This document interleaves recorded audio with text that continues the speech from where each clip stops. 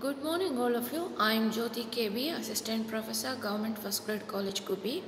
In the last sessions, we have learned about the introduction to prose, and there we have learned how Francis Bacon is an important essayist of in the history of English literature. Today, let us learn and understand the main elements, content of the essay of studies by Francis Bacon. With the help of this video, we enable students to understand the concept of studying and its normative features. It helps us to analyze and discuss the theme of studies in Francis Bacon's essay of studies. It helps to understand Francis Bacon's essay of studies. As we already know, he is one of the greatest writers of English prose. His language is simple, brief and clear.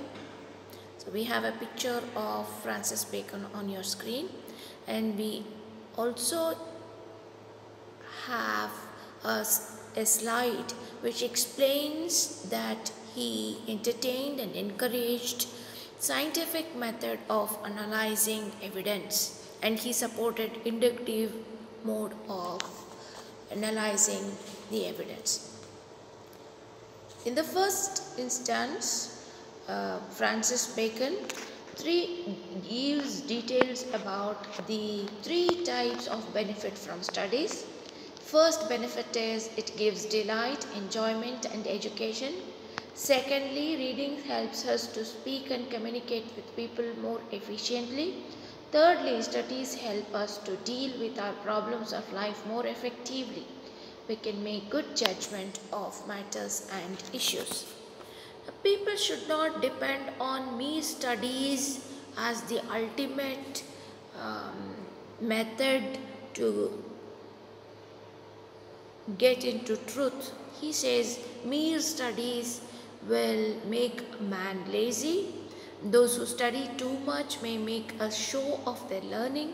Too much study may develop in us a tendency to separate studies from their practical application in day-to-day life. Now, his advice to scholars who keep on studying is, a scholar's bookish knowledge should be guided by experience of life. So, scholars should arrive at truth, arrive at things, interpret life, ordinary life on earth, not just by bookish knowledge, but a mixture of bookish knowledge and experience of life. Practical experience helps us to apply them in real life situations. Simple men admire book learning, but wise men use studies and apply them to life situations. So, one should combine bookish knowledge with life situations and practical experience of life. Then he talks about the rules of study. How should one study? He says we should not read just to contradict or argue with others. We should not blindly believe whatever we study in the books. We should keep an open mind. Bacon wants lovers of books to use their critical judgment and to evaluate impartially opinion of others. He gives a list of types of books, what type of books exist in the human world. Different approaches required for different books. Some books are to be read in parts. Some books require human beings to read only certain sections and certain parts only. Some books are required to be read completely but not studied, but they should not be studied and examined. Some books are to be read for curiosity, so some books satisfy curiosity of human beings. Some books are to be studied carefully and digested because the form and content are very important and useful for practical life. So, some books are not just to be read but should be studied carefully and digested. Some books are to be read by your assistants because the matter is not very serious. Based on the importance of books to human beings, he classifies books as these different types of books. He gives list of the advantages of reading. Reading helps a man to become updated.